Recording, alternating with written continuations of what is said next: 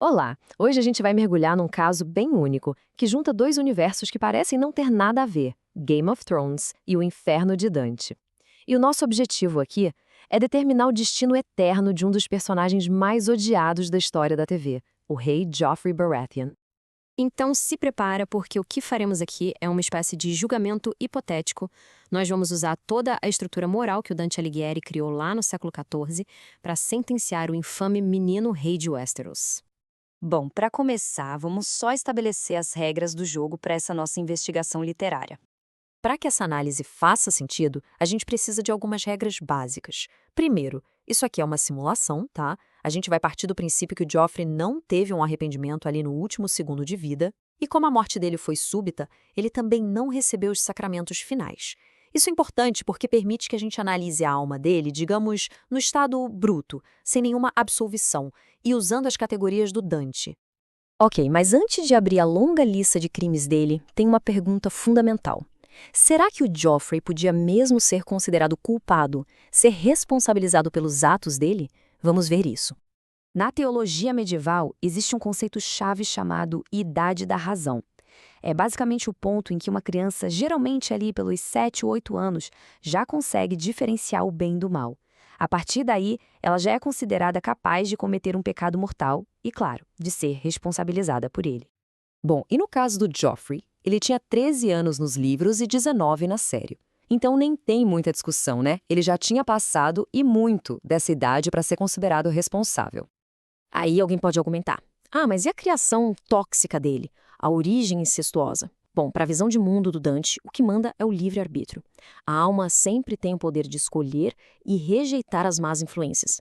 O sadismo do Joffrey não seria visto como uma loucura, uma doença, e sim como uma depravação moral, uma escolha consciente. Ou seja, ele é totalmente competente para ser julgado.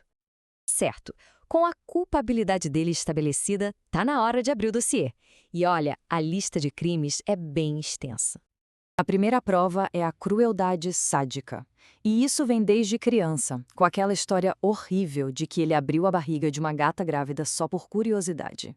E claro, isso evoluiu para a tortura física e psicológica constante que ele impôs a Sansa Stark. Ele tinha um prazer real em causar dor. A segunda prova, o abuso de poder. Ele simplesmente ordenou o massacre de todos os filhos bastardos do próprio pai. E quando a população faminta se revoltou, a solução dele foi gritar: matem todos eles. Simples assim. E claro, tem a execução do Ned Stark. Ali, ele não só quebrou uma promessa de misericórdia que tinha feito na frente de todo mundo, como por puro capricho, ele jogou o reino inteiro numa guerra civil sangrenta. E tem um crime que às vezes passa despercebido: a tentativa de assassinato do Bran Stark. Em Westeros, assim como em muitas culturas antigas, o direito de hóspede é sagrado. Atacar o filho do seu anfitrião, debaixo do teto dele, é uma das piores traições imagináveis. Ok, com todas as provas na mesa, a gente já pode começar a deliberar. Onde exatamente no Inferno de Dante o Joffrey se encaixaria? Bom, os círculos mais altos do inferno a gente já pode descartar. Eles são reservados para os pecados de incontinência, tipo gula, luxúria. São pecados de fraqueza. E a maldade do Joffrey não era passiva, era proativa. É o que Dante chama de malícia, que fica lá nas profundezas. E aqui o debate fica interessante.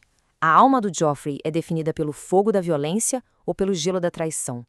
Pensa bem, ele é impulsivo, brutal ou é um traidor frio e calculista? Para Dante, a traição é o pior de todos os pecados, porque ela usa a razão, que seria o maior dom de Deus, para o mal. Então a grande questão é essa: Joffrey pertence ao grupo dos violentos ou ao dos traidores? A análise leva a uma conclusão bem clara. Apesar de ter cometido atos de traição, a natureza dominante do Joffrey é o fogo, não o gelo. Ele é impetuoso, sádico e brutal.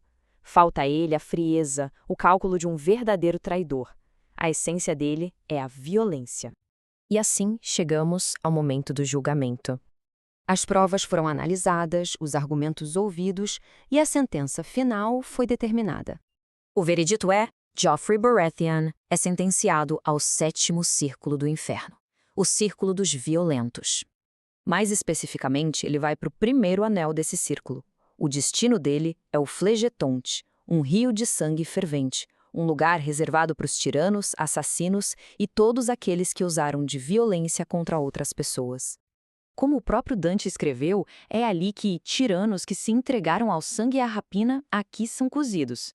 É um final bem apropriado para alguém que adorava banhar o reino em sangue, não acha? E é aqui que a gente vê a justiça poética do Dante, o famoso contrapasso. A punição é o reflexo perfeito do pecado.